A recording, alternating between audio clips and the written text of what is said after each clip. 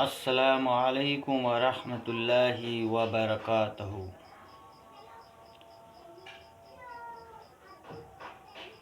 Welcome to my YouTube channel Sheikh Mohammed blogs. आप तमाम सामीन व इकराम दीनी भाइयों,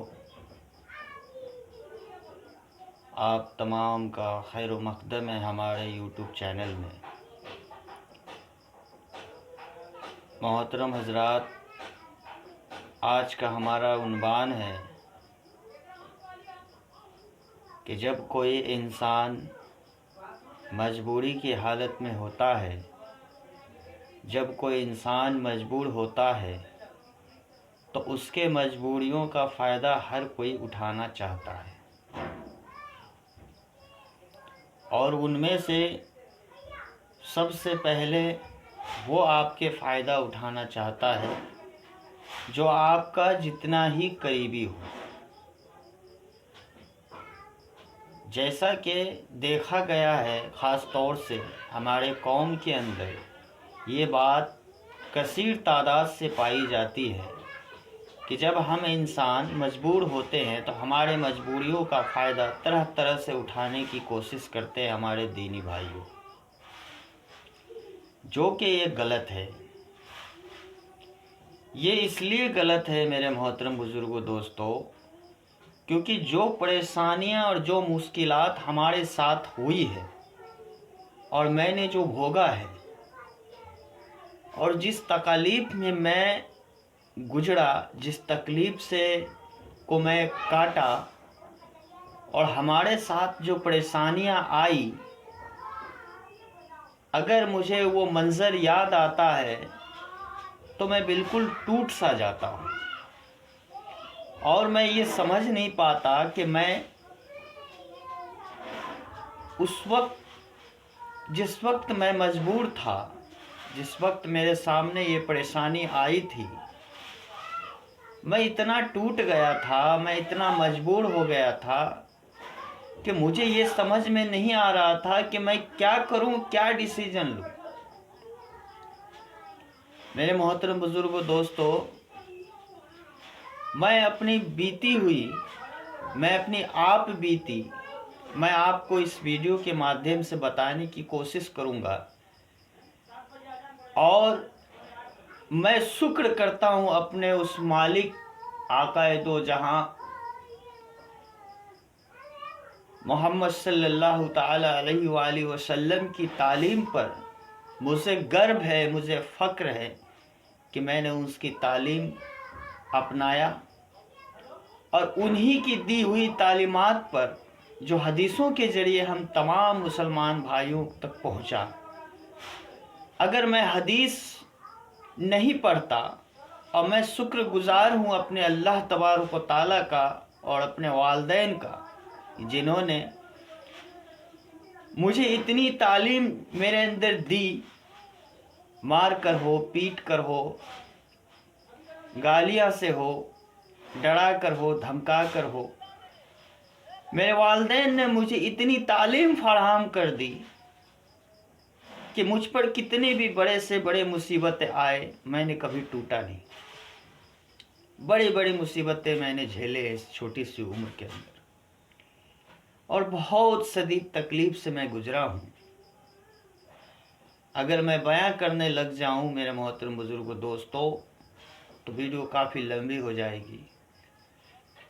मेरे साथ जो बीता, वो लम्हे को जब मैं याद करता हूँ तो मैं बिल्कुल टूट कर बिखर जाता हूँ, मेरे रुआं कांपने लग जाती है, मैं लरज़ सा जाता हूँ।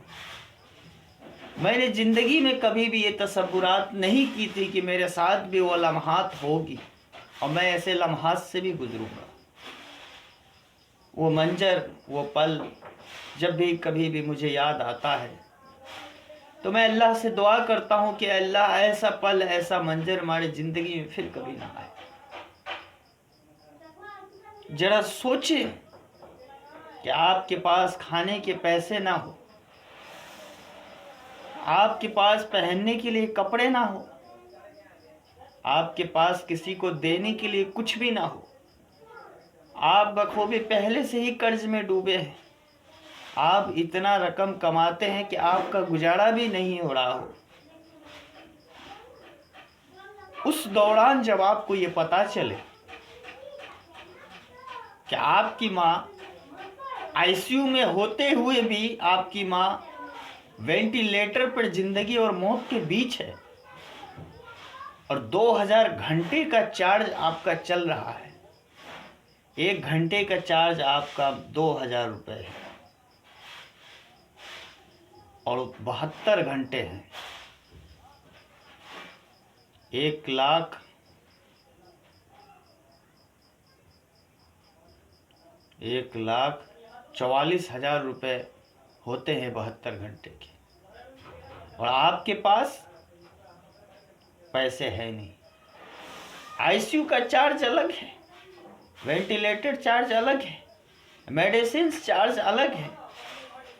जब 72 घंटे के बाद मेरी माँ जब वेंटिलेटर और आईसीयू से बाहर आई तो 2.5 लाख रुपए के बिल बन चुके थे।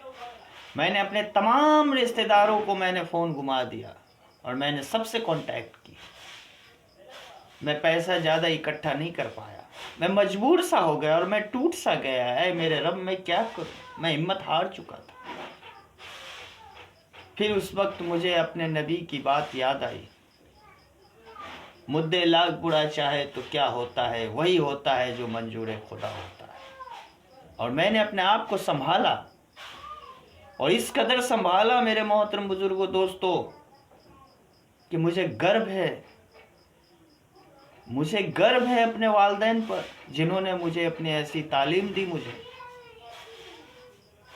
मुझे ऐसी शिक्षा अता की। उन्होंने मुझे उस काबिल उन्होंने बनाया कि हिम्मत हौसला हार जाने से इंसान टूट कर बिखर जाता है, जिस तरह से मैं टूट कर बिखरा था।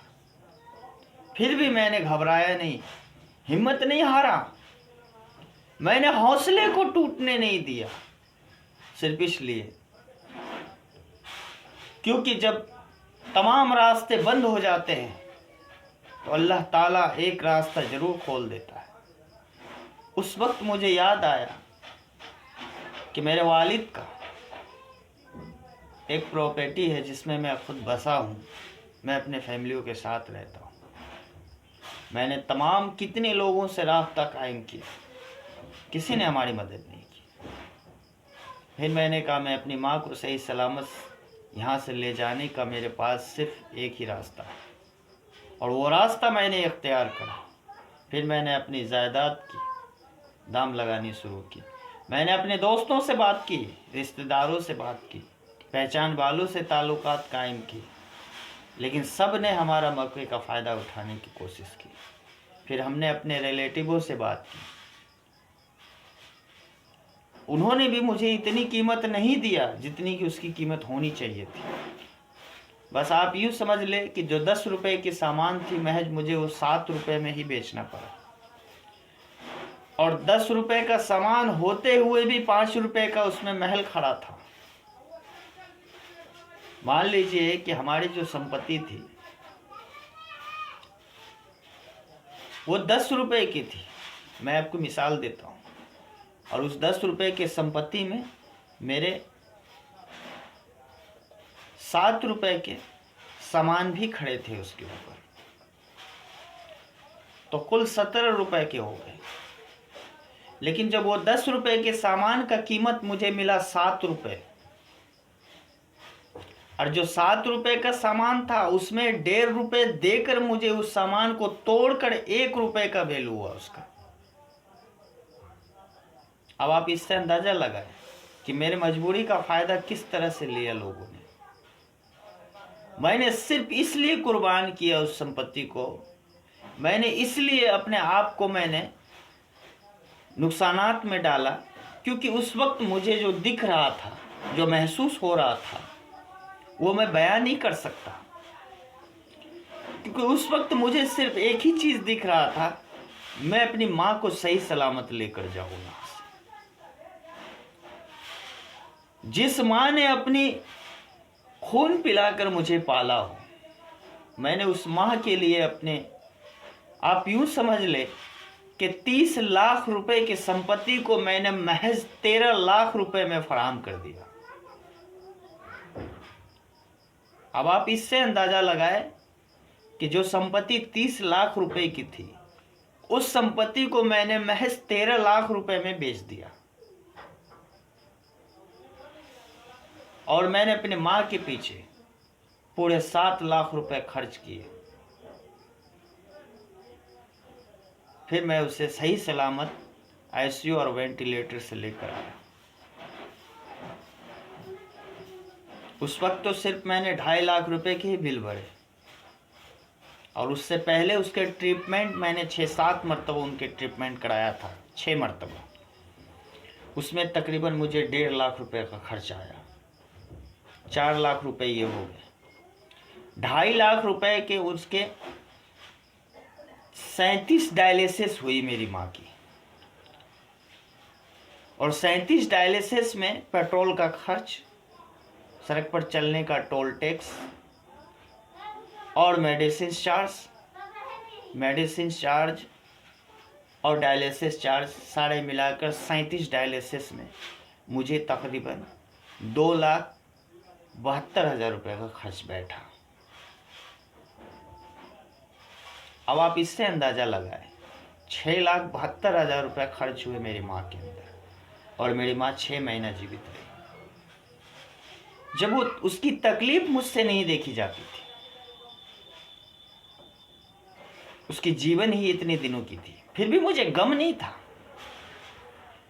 इसलिए गम नहीं था कि जो संपत्ति मैंने बेचा वो मेरी खुद की कमाई हुई नहीं थी। मेरे मोहतरम बुजुर्गों, दोस्तों, मेरे वालिद की संपत्ति थी, और मैंने उसे फरोख्त करके मैंने अपनी माँ के जीवन में लगा दी,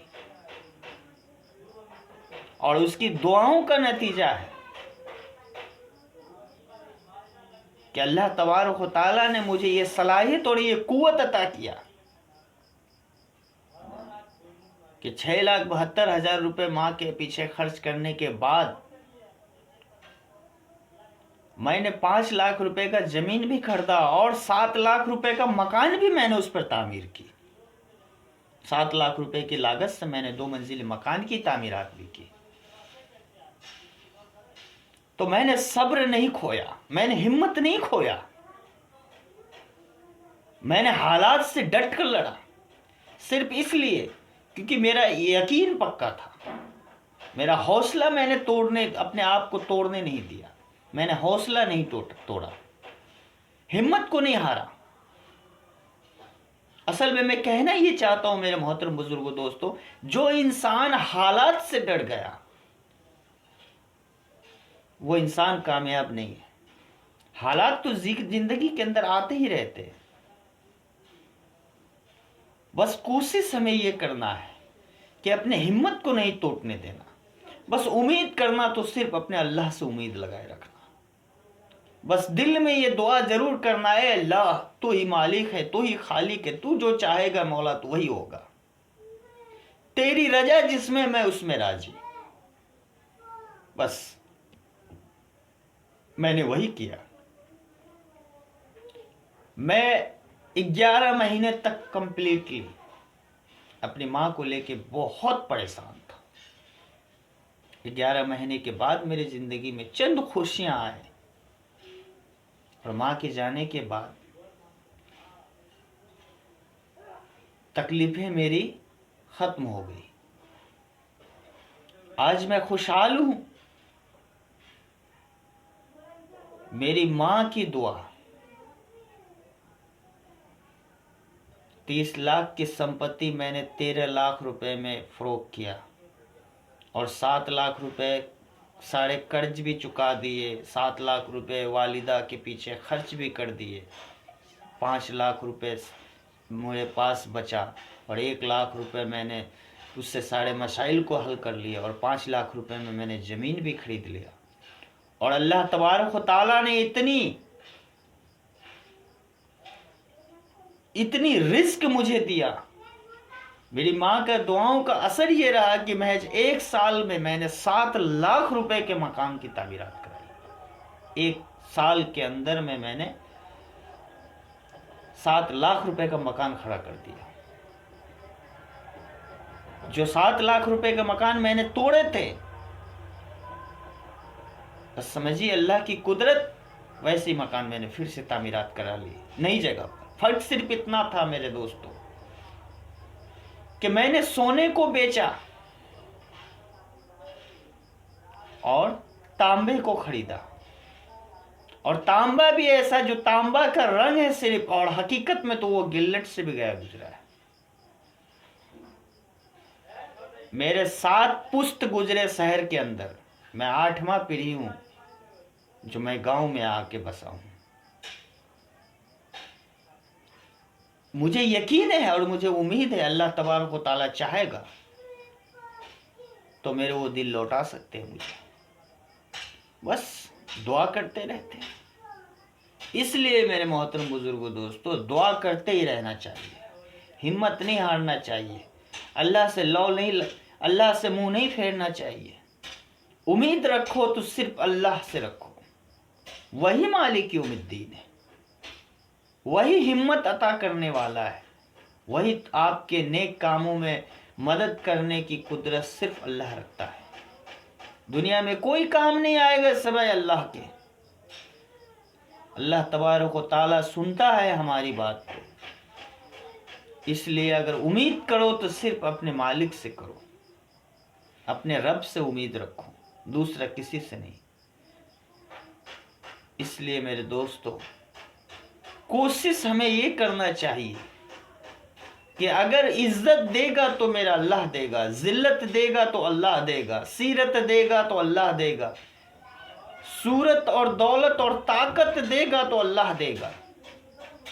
सारी दुनिया आपकी मुखालफत करे, सारी दुनिया आपको खत्म करना चाहे और अल्लाह ना चाहे तो सारी दुनिया की ताकत एक तरफ, खुदा की खुदाई एक तरफ। अल्लाह तबारक व तआला कहता है कुम बिइज़्निल्लाह, हो जा। अल्लाह की कुदरत को समझना है, अल्लाह की कुदरत को जानना है मेरे दोस्तों, तो एक अंडे से जानना। एक अंडा है,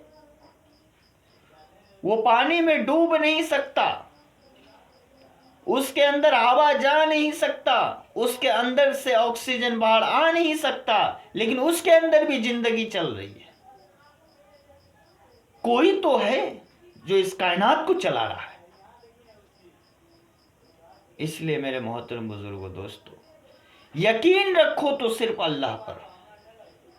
तुम्हारे वालिदैन तुम्हें काम नहीं आएंगे कल रोजे कयामत के दिन, तुम्हारी बीवियां तुम्हें काम नहीं आएंगी, तुम्हारे बच्चे तुम्हारे काम नहीं आएंगे। तुम्हारे काम अगर कुछ आएगा तो तुम्हारे आमाल तुम्हारे काम आएंगे। तुमने जो दुनिया में जैसा किया है, जैसा अमाल किए हो तुम दुनिया के अंदर, वही तुम्हारा अमाल आखिरत में काम आएगा। उम्मीद करना है अगर तो सिर्फ अल्लाह से उम्मीद करो, दूसरा किसी से नहीं। आप परेशान हैं, आपके घर में कुरान है, अल्लाह की दी हुई किताब कुरान और मजीद है, और आप परेशान हैं, यह हो नहीं सकता। आपका दिल जब भी घबराए, जब भी आप परेशान हो, जब भी आप मजबूर हो, जब भी आपको तकलीफ हो, आप सबसे पहले वजू करो, कम से कम 2 पन्ने ना सही तो 1 पन्ना कुरान की तिलावत करो, और 2 रिकात नमाज सलातुल हाजत अता करो। 2 रिकात नमाज सलातुल हाजत पढ़ने के बाद रोकर गिड़गिड़ा कर अपने रब से दुआ करो, फिर देखो तुम्हारे साथ क्या होता है। अल्लाह तबारक व तआला तुम्हारे साथ किस तरह के मुजस्समे पेश करते हैं। इसलिए मेरे मोहतरम बुजुर्गों दोस्तों, हिम्मत इंसान को कभी भी नहीं तोड़ना चाहिए। जब तुम्हारी हिम्मत टूट जाएगा तो दुनिया तुम्हारा मजाक बना कर रख देगा। मैं इस तकरीर को मेरे मोहतरम बुजुर्गों दोस्तों पूरा करूंगा अगले नेक्स्ट वीडियो में। अगली जो नेक्स्ट वीडियो आएगी हिम्मत 2 के नाम से, मैं नेक्स्ट वीडियो में अपनी तकरीर को पूरा करूंगा। अस्सलामु अलैकुम वरहमतुल्लाहि वबरकातुहू।